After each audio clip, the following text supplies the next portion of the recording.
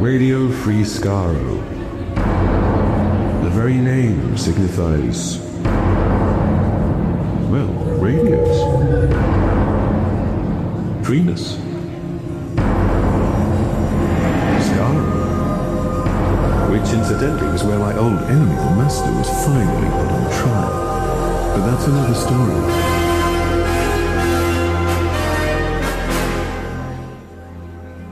In actuality, Radio Free Skaro is a Doctor Who podcast that's been going for over 18 years now. It's as Canadian as maple syrup, ice hockey, and saying sorry for no particular reason. It all started when Steven and Warren were working at a Canadian television station and discovered their mutual love for Doctor Who. Warren told Steven that they should start a new thing called a Doctor Who podcast. Steven asked Warren, "What's a podcast?" Warren explained the concept and assured Steven it would be easy. 2 years later, they finally started that podcast, Radio Free Skaro. A year later, their only listener, and by default their most frequent pedant, Chris, joined the show. They then discovered the Gallifrey One convention and decided they all needed to attend this spiritual gathering of Doctor Who fans. It had to happen. 2 years later, Radio Free Skaro finally attended Gallifrey One. And it has been at Gallifrey One that the three who rule have found their voice, their listeners, dare I say their purpose. And now, here they are, amongst the stars of Doctor Who, waiting to begin their 1000th episode, ready to outsit eternity. Or the next 60 to 90 minutes at least. Radio Free Skaro. They're indomitable. Indomitable.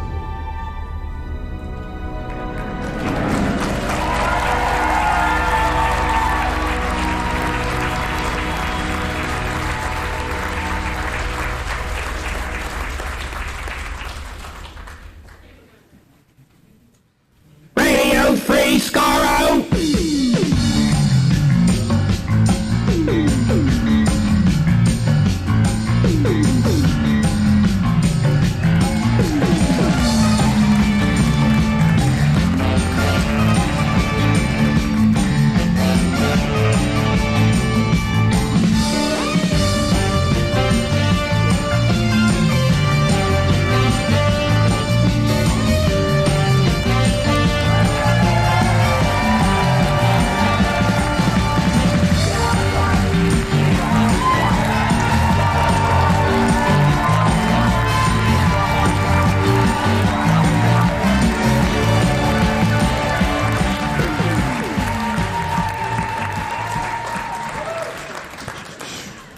Hello, everyone. I am Steven at Gallifrey One. Warren at Gallifrey One. And Chris at Gallifrey One. Welcome to the 1000th episode of Radio Free Skaro. You're all on it. Let him hear it.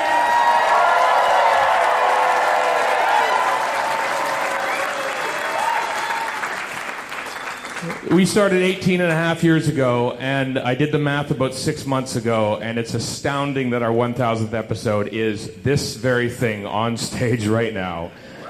With two amazing guests that we're going to get to right away. Will you please welcome from TV's Doctor Who, Steven Moffat and Julie Gardner.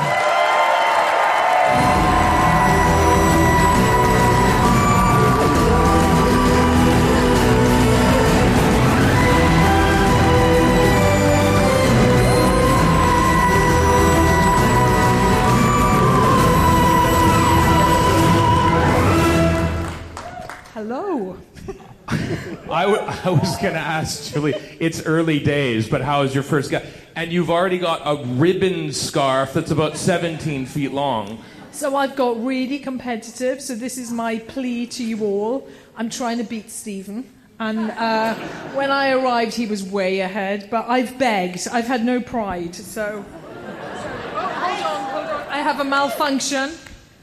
There we go. That's where I'm at. You've been here for like 3 hours, isn't it? Like, how did you accumulate so many ribbons so fast? Well, I did beg. I cried. I said, look, he's got way more. It's not right. Right. And people felt sorry for me.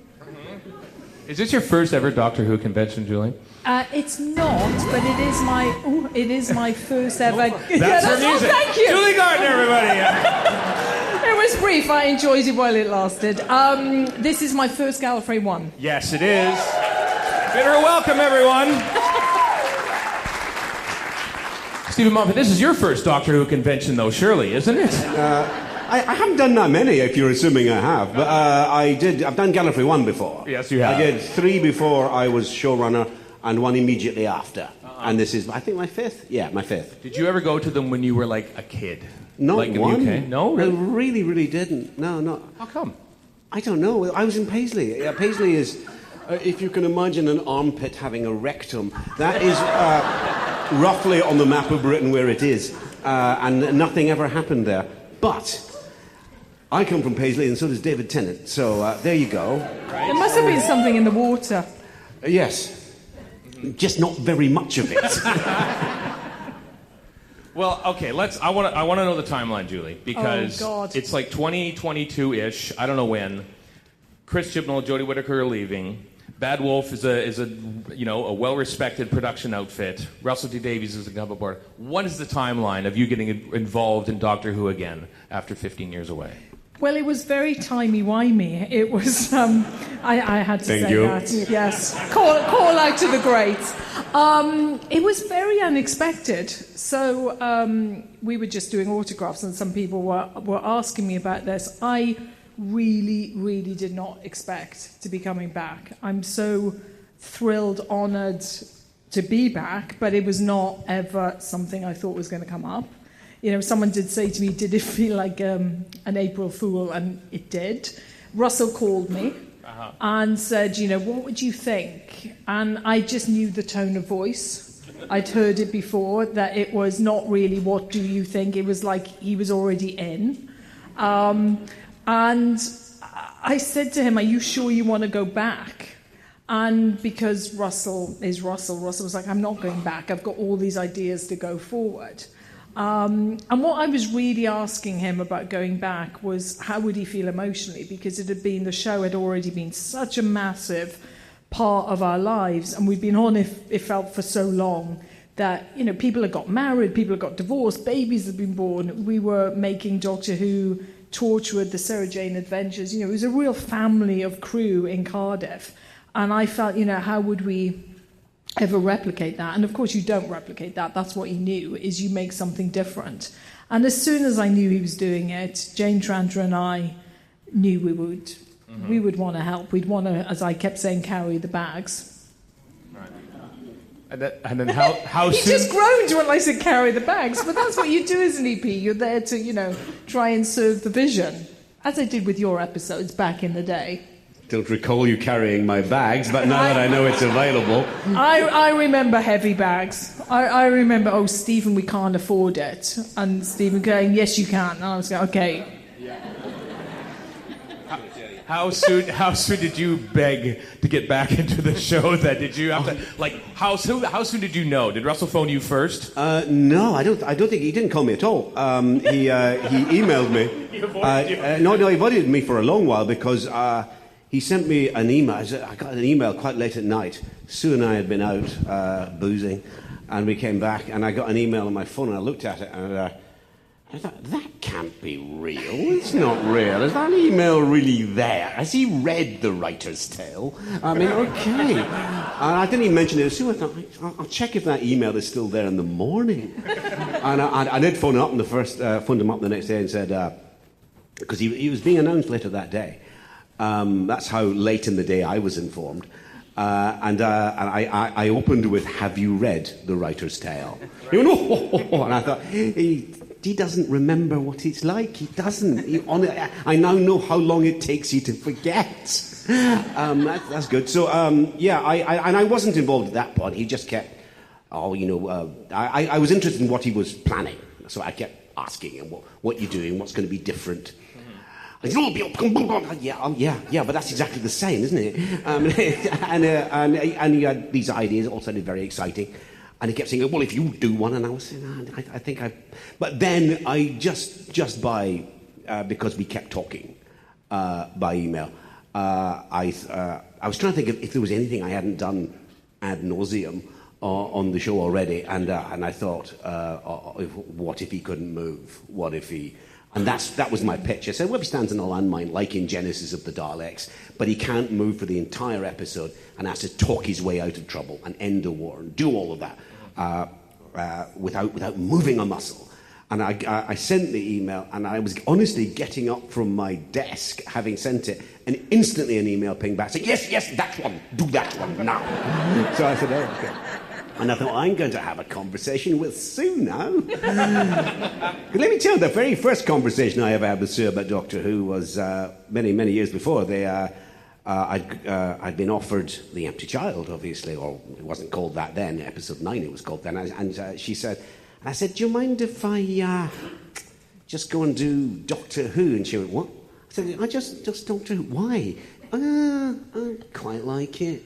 And she said, okay, but just the one. And I said, in the first of what would prove to be many equivocations on this subject, well, it's a two-parter. So that went down really, really well. But that's my timeline. Mm-hmm. Well, when did Disney Plus become involved then on that production side? Because Russell said, the way he tells it, is when he came on board, they were already there in place. Is that how the timeline matches in your personal diary, Julie? Do you know, they were kind of hovering. They were there, but the deals weren't fully done. But they were definitely in discussion in a really meaningful way. And that was really exciting. And I live in America now, and so I look after mostly the Disney relationship, and they are fantastic to us. You know, what was so good right from the beginning was they understood the show. They wanted what the BBC show was. They weren't coming on board to, make it something else, which, is always a fear when you have a meaningful, big co-production partner. But they were really interested in what the show had been, the legacy of it, what Russell wanted to do, what Steven would do coming in. So yes, they were there, but not quite fully on board. Steven, Boom is pretty self-contained, but Joy to the World is not. Did the bigger budget have any effect on what you were writing? Did you say, I can do this or that, or none at all? Well, the thing about Doctor Who's budget, and I'll tell you this right now, is it's never big enough. No. It's just never, ever big enough. So it doesn't matter how much money you give us. We're saying, well, can't we have 4 of those? And I think Doctor Who, from the moment it came back to now, has been a masterly exercise in doing far more than we can afford. There are 2 major problems. It's not just the money. People talk about the money all the time, and that's a problem. There's also time. Yeah. You've got to make a hell of a lot of this. The problem that Joy to the World bumped into was, when could we film all this? It just wouldn't fit into the schedule. Because I had a lot more places and so on. It wasn't so much that we couldn't afford them, though that was an issue. It was we didn't have time to shoot them. Because remember, you can't go over. Or if you do go over, it's going to bump into every other episode. And by the time you get to the finale, it would be Shooty and a mop. That would, and that's that. Which it sounds good to me, actually. I would take the challenge. We had Shooty with a plunger. That mop was good. That was a very funny. Came close. But I've got this theory. I think this is true, and it sounds so up myself if I say this, but if you ever have to do a rewrite for a budget cut or a logistical problem, as opposed to for a note, there's a chance that the note might be right. Not a good chance, but there's a chance that the note might be right. He's told me lots of times when my note hasn't been right, just to say. Well, we don't have time. It's their 1,000th podcast. But the problem with the logistical one is, and I've passed this on to other showrunners and they swear by it, is if you have to do a rewrite for a logistical reason, it has to be the best bit of the show that ends up. It has to be the bit that people isolate on YouTube and say, this is the best bit. Because literally, that is the only way to stop it being the worst. Because if you're just doing a logistical cut, there's no narrative point to it. There's just, let's not do that. You literally can't write a whole sequence or a whole scene that exists negatively in order to not do something. You actually have to do something positive with it. And I remember learning that hundreds of years ago on a kids show called Press Gang, where whenever, yes! That's literally a single whoop in a big room. And remembering that, and I remember thinking, that's right. If you've got to write something for a logistical reason, it's got to be the highlight. I swear that works. So back in the day, I don't know if you remember, but Girl in the Fireplace. Well enough to know it's called Girl in the Fireplace. I was the one that had to phone Stephen and say, I don't think we can do the doctor on a horse jumping through a mirror, landing in a country house. And I think I pitched he should be on a motorbike. Like, that would have saved a huge amount of money. But it was better than the horse in the National Trust house. And he went along with it for a bit. And then we didn't. We stuck with what he wrote. The trouble was, I did work. I remember I found them on my computer, the multiple drafts of trying not to do that. And I couldn't crack it. Everything was just worse. Yeah. And I kept saying it, this is worse. I kept putting extra jokes in, which is my response to everything when there's a problem in real life and in fiction. Put more jokes in, maybe people won't notice. It's no way to save a relationship, I'll tell you that. I actually had written that sitcom. It's called Joking Apart, if you want to watch it. So yeah, I've forgotten what I was talking about. Yes, the horse through the mirror. It had to be the horse. But, in fairness, it wasn't me that declared that. At the very beginning, Russell at the Toad meeting, knowing trouble was coming, said, we're going to put a horse through a mirror, and that's it. I don't want you arguing. And we did argue for a bit. Yeah, and eventually, I remember the day, because I was still sulking, obviously. I think filming had started.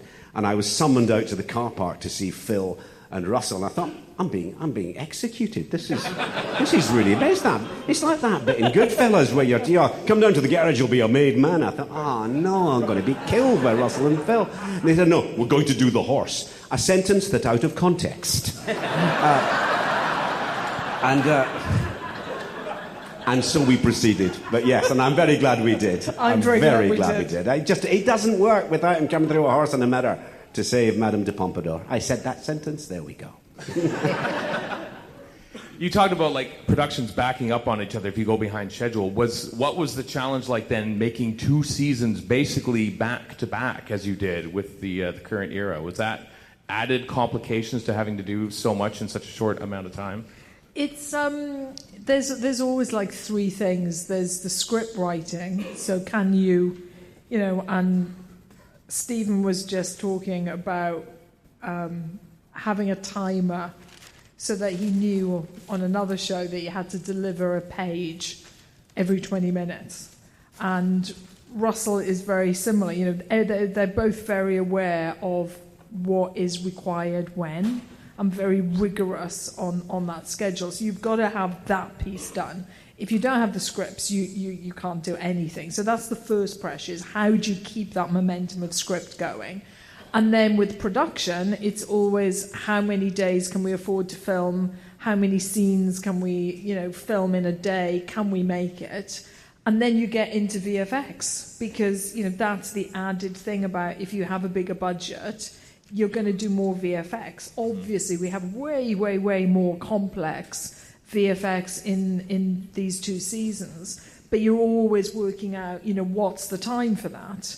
And then you get into the final mix, and Murray Gold's schedule as a composer, it would, yes, whoop. But his schedule would make anyone cry. It's intense, he has to keep hitting that delivery. And once you're working with someone like Disney, where they are sending the show all around the world, you've got to build that in also. So the delivery for them is way more complicated than it is for the BBC, where they're just looking at a UK broadcast. Yeah. So you're factoring all the translation time. Yeah.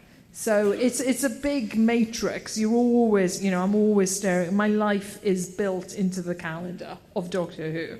I can tell you exactly where anything is at any moment. And actually, as a spoiler, today was the episode 7 final mix. That's what I did before I came here, so hooray. Wow. For production, so things like the digital backdrop in Boom, do elements like that make things harder or easier? Both, because obviously, the world's changed so much from when we came back in 2004, 2005. You can do so much more, you can do so much more quickly, but then you get greedy and you want to do even more. So you're always, as Steven said about the budget, you could always spend more money. Likewise, on the schedule, you could always film more. You could always do more VFX. So you've got to be very disciplined in what your cut-off point is. And then you had to start, basically, for the first, 4 weeks without your main star, essentially, because Julie Gardner was off doing sex education. So how did that throw complications into planning out how you're going to produce a show when you don't have Doctor Who there? That was really challenging and really complicated. And, what you end up doing is you use up, poor Shooty. Once he started with us, there was not a day off because you've used the time up that he would normally have. So we started very early with 73 yards, obviously a very heavy Ruby Sunday, Millie Gibson story. And that's how we kept going. But you're using the flex that you have for your lead actor. So it was a tough shoot. Mm-hmm. Steven, did you know that Julie was going to be there and ready when you were writing your script, or was there ever going to be you're just going to have to shoot a body double of his foot on a landmine for 20 minutes to cover that he's not on set? Well, exactly how would that work? I mean, poorly. You all right down there, Doctor? Yes. Probably don't move, and you'll be all right. Okay. I mean, that's going to suck, isn't it? Yeah. Well, mine was very intensely the Doctor, yes, and it wouldn't work as a Doctor. You could do it a different way, and it would, but it's. I'm just remembering when we got behind, I think on season 8, that we needed to do double banking episodes, and I think they're rather good. Both terrific episodes by Jamie Matheson. Mm-hmm. Mummy on the Orient Express and Flatline were shot at the same time. But the way we did that was that Jenna was confined mostly to one set in the carriage, and in Flatline, Capaldi was confined to the TARDIS. They both had the same amount of screen time they normally have, so you don't notice it. But in fact, they were both Jenna and Peter Light. It's tough. It's a pain if you have to do that. It properly is. Mm-hmm. I mean, it's not like, hang on, blink. But, yeah. By the way, I just looked at my watch. Julie Ann Robinson is somewhere in this room, the director of Boom. How do you know that from your watch? Because she just texted me, and I looked at it. I thought maybe you had a Julie Ann Robinson alarm. Yeah, I do. I was like, oh, my God, she's still angry with me. No, Where is she? She's breached the restraining order. Where is Julie? Julie, wave. Come on, wave. Wave. No. Oh, no. She's left. She's left. Oh, we must have bored her, Stephen. All right. Oh, she's actually left. We can't keep hold of the direct. Oh, good dear. Anyway, brilliant. Okay. That'll be a highlight in your podcast tomorrow. Was your episode initially intended to be the cheap one, you thought, because it's all set in one little crater? There's no such thing as the cheap one in Doctor Who. I learned that years ago. I remember once the cheap one was meant to be the lodger, Gareth Roberts, the lodger in season 5. We thought, all we've got to do is build an entire flat, right? An entire apartment. It was hugely expensive. Of course, there is no such thing as the cheap one. I went through years of Marcus Wilson, who was brilliantly producing for me at the time, and he was... and he said, you know what your problem with your shows are? And people would have conversations like this with me all the time. The cast is so big. And I said, okay, I'll just do one with only Capaldi in it. How'd you like that? It's very expensive, Stephen. It's always very expensive. Whatever you do, they say, well, that's very expensive. It doesn't matter what you do. Right. Because it always is. Because it has to... and the thing I said at the beginning of Boom, I probably said it to Julie, but she was so offended she didn't even want to watch an interview with me in it. I said, look, the trouble is you can say it's simpler because you've got less to shoot. But if you've got less to shoot, you have to shoot it more. Now, you look at the number of shots and setups in that episode because you've got to keep everybody aware of Shooty standing on that landmine, the level of balance, the level of tension, the level of jeopardy, right? And that's all you've got. So if you have less to shoot, you have to shoot it more. There isn't a way to make an inexpensive Doctor Who. Doctor Who is always expensive. The format, which is in one sense brilliant, is also clinically insane. You have one set that you don't use, right? It's not necessarily even in the episode, but if it is, it's shall we go outside? Yeah. And that's it, right? And it's huge. You think, well, that's lovely. We spent millions in that, didn't we? Right, bye. And then everything after that, whether it's modern day or outer space or whatever, everything after that, every single thing is expensive and time-consuming. It's never going to be a cheap show. And to this day, Doctor Who is not. I'm just going to say it because I always say it because it makes me enraged. It does not have enough money. If you put Doctor Who up against the shows it competes with, right? We have way less money than they do, and that's really annoying because we are so much better.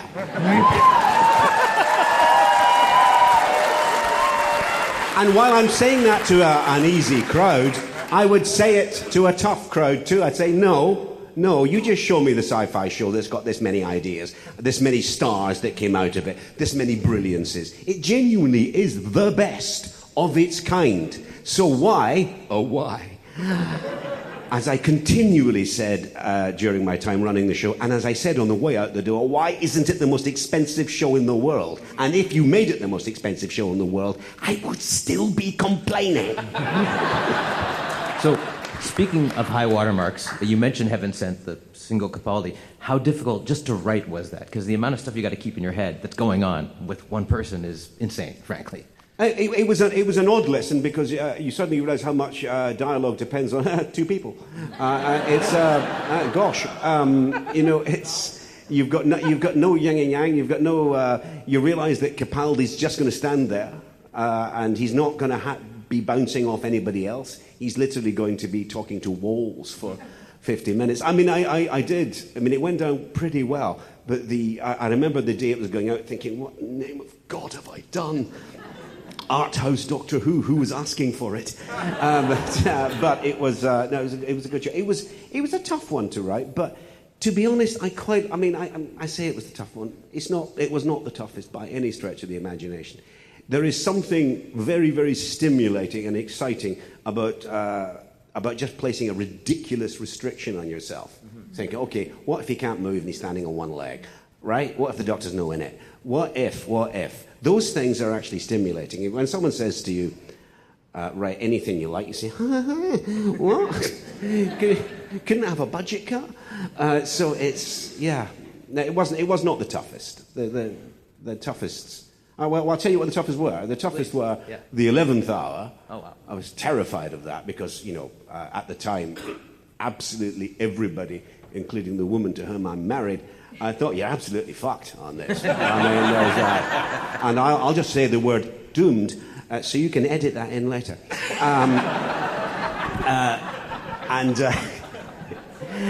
So we... and knowing that, Russell and Julie and Phil were all leaving, Catherine and David were leaving, absolutely everybody loved them, and everyone was looking at us going, oh, dear God, what happened? We just looked like the biggest budget cut. And it was a terrifying year, and just to write that story and know that I didn't even get to keep the companion and have someone that the new Doctor could insist that he really is the Doctor, which it doesn't quite have the same impact. And the other one, of course, was Day of the Doctor. Right. That was monumentally hard. That was a hard one. Yeah. But you wouldn't necessarily know that those were the two hardest. I mean, doing the stunt episodes like Only Capaldi or There's No Monster Really or whatever, that's stimulating in itself. Did everyone like the 11th hour? Was his efforts worth it? Thank you. I mean, you mentioned, how expensive shows are these days. Like, what is the industry like these days? And when it comes, there's streaming partners merging, and it feels like the industry has changed even by the, when Disney and Doctor Who were announced to be a thing, it feels like even that feels ages ago, even though it's only 2 years ago. How is it working in that environment, making shows, finding co-productions, that sort of thing? I think it feels really scary because I live in LA and we've had the pandemic, we had the writer's strike, we had the actor's strike, and then we had the fires. And at the same time as all of that was happening, the streamers were beginning to say that phrase, the model doesn't work. And I think if you'd worked in TV for a long time, you kind of knew that. You could see the prices were going up and episodic orders were coming down, and you could see it was unsustainable, which is now where we find ourselves. So you can see there's less being commissioned, things that are being picked up, there's less money. That's okay for me because I've worked on shows, lots of shows with very little money.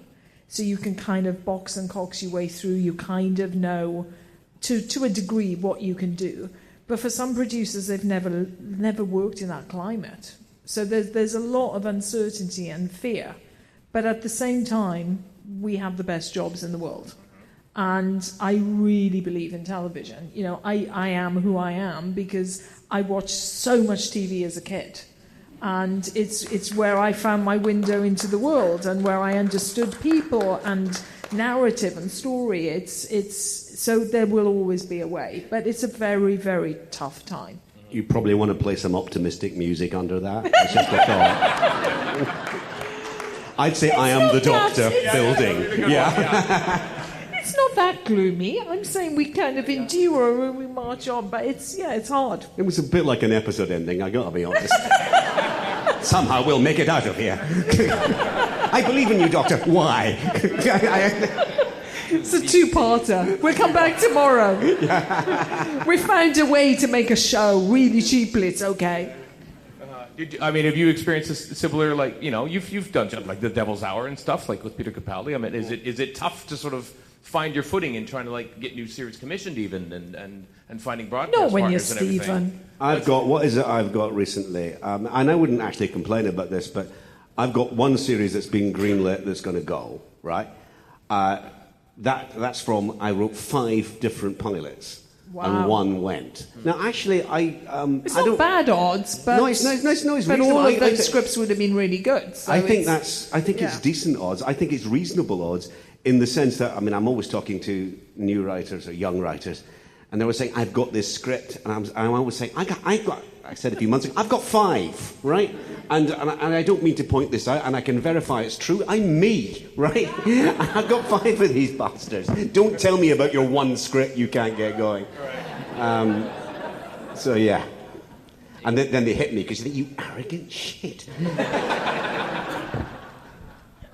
Plonker, you can put that in. Yeah, that'll be fine. I'll do some wild tracks at the end, and you can.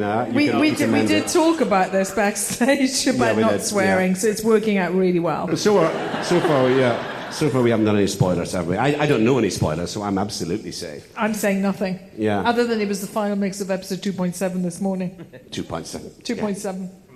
There you go. Actually, I have read that one, so I know that one. Were you, Steven, ever tempted? Doctor Who kind of came back in a way with Russell and David and Catherine because of a tweet-along.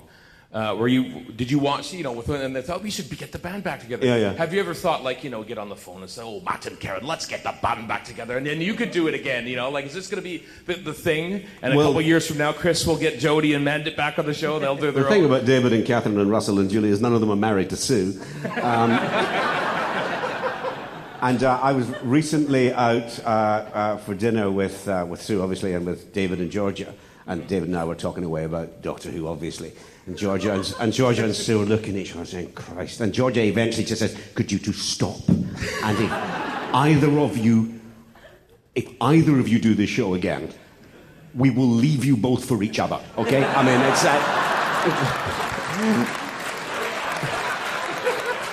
I think next year Georgia and Sue should do this panel. Sue at a Doctor Who convention, that is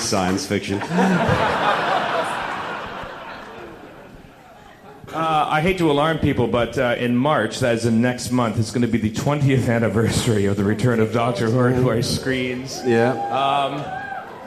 New Who is now old, but like those were early heady days. What do you remember of those days, especially compared to now with the bigger but not quite big enough budget, as Steven's putting? Less small. I remember knowing nothing and thinking, God, how are we going to get out of this nightmare? Because we didn't know how to make the show.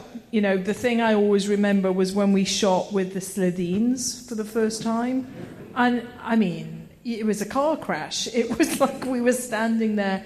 It was really, really hot. There were lots of lights. The prosthetics were really heavy. They were on really high heels. The heads were really heavy, so they were overbalancing. We had the schedule, which was complete nonsense, because we had to keep getting everyone out of the suits, you know, every 30 minutes to give them water and a bit of a rest. And I remember being on the sidelines saying, we are absolutely in trouble. You see, I almost swear. 2.7. We're absolutely in trouble.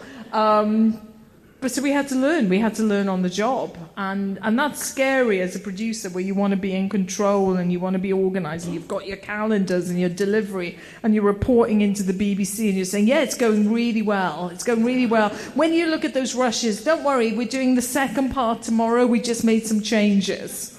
And you're just holding it together. That's what I remember, is just holding it together. But also loving every second, because it was so much fun. And it was so mad, and every day was different. You didn't know what you were quite turning up for. Yeah.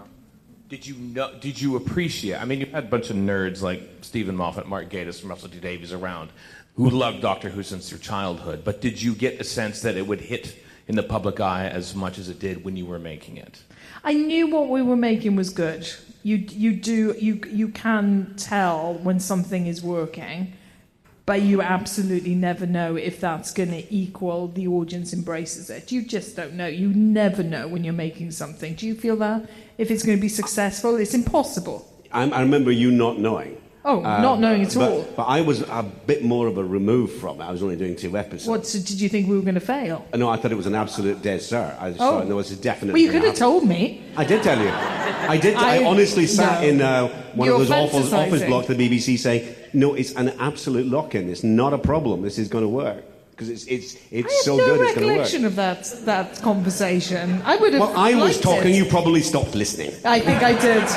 I think I was probably multitasking. I was like trying to get a Slitheen out of its helmet and out of its head or something.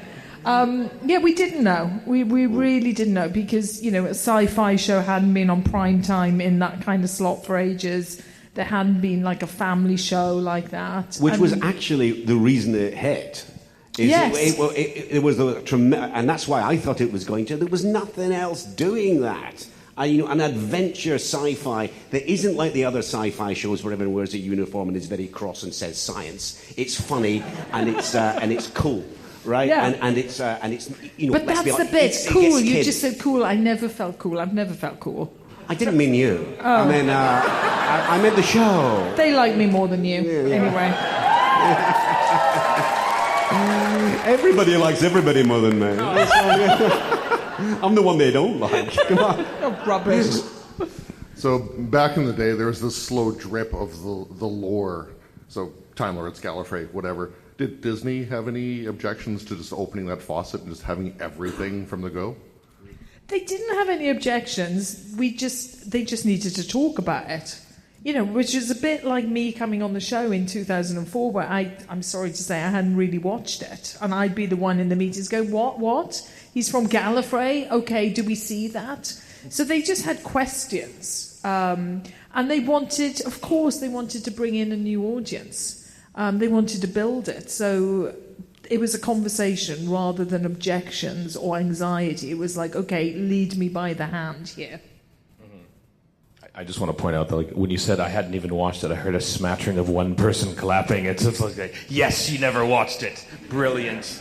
That sort of thing. But then it went out, and it got like 11 million the first night with Rose and everything. And at that point, you probably knew you had a hit on your hands. It was going to go on for 20-odd years. I know, but I'm Welsh and we're worried all the time. As a producer, your job is to go, you have a moment. Yeah. You definitely have an hour where you're like, hooray!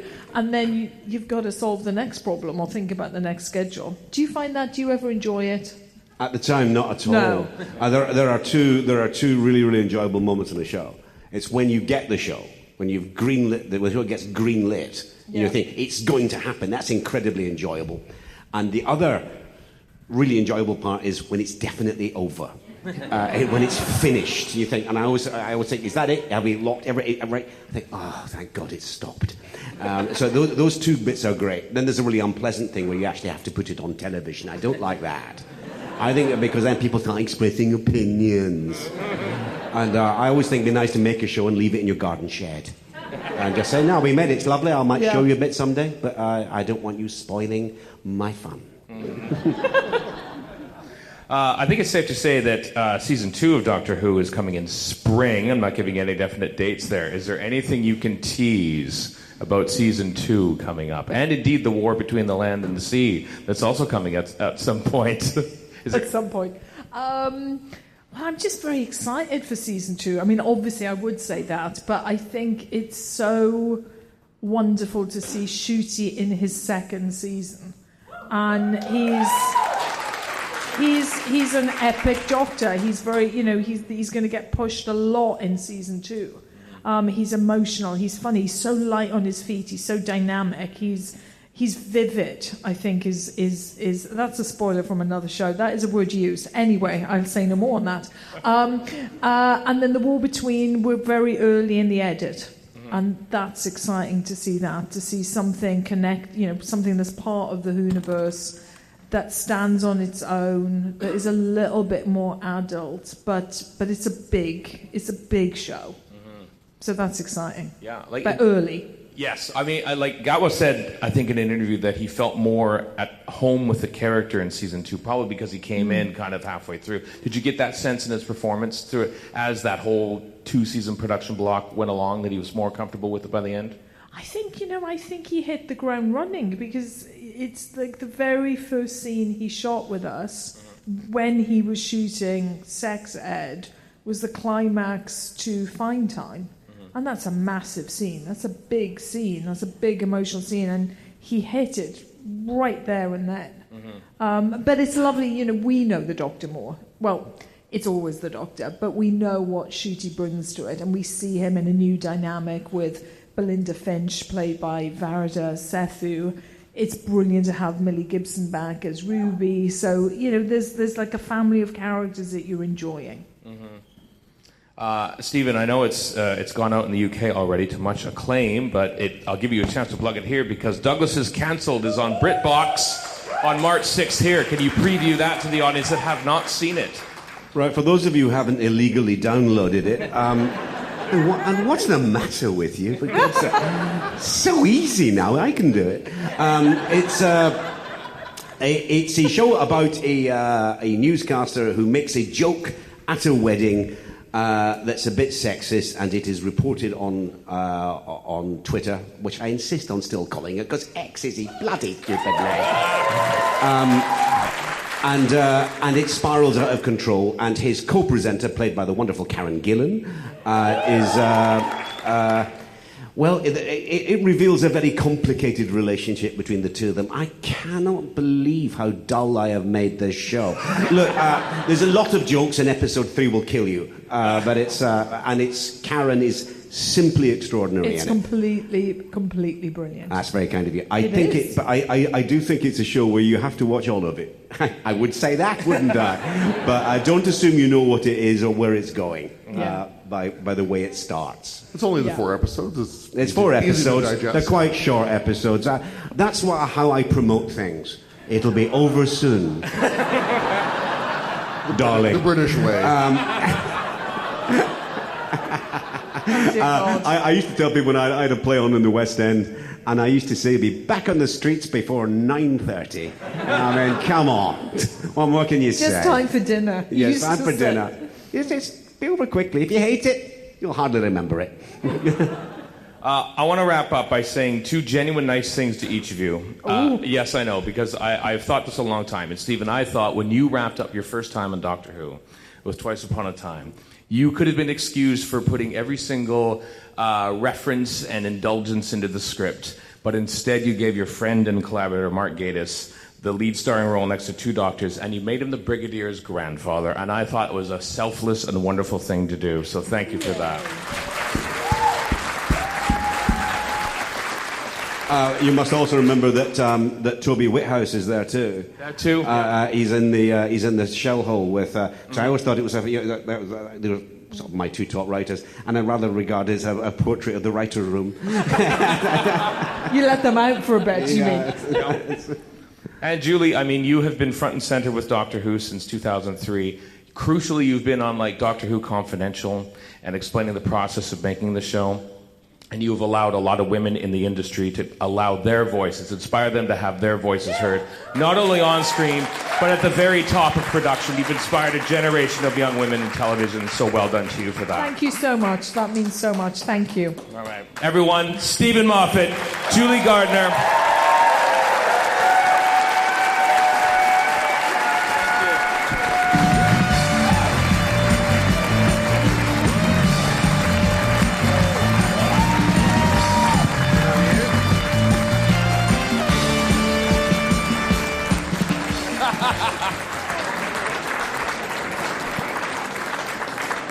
All right, kids, that about wraps it up. We want to thank a few people here as you're wandering out for the next panel. Chip over there has been... He might not be able to hear us or be able to speak. Hello. Chip has been our producer for this live show ever since it started back in 2011 and 2012 on this stage. 'Twas he what suggested us to be on this stage in the first place, and we could not do this thing without Chip. Chip's on a 2-minute Time Lord. Thank you, Chip. And let us salute the greatest long-running podcast of all time for 1,000 episodes. They're radio, they're free, and they are Skaro.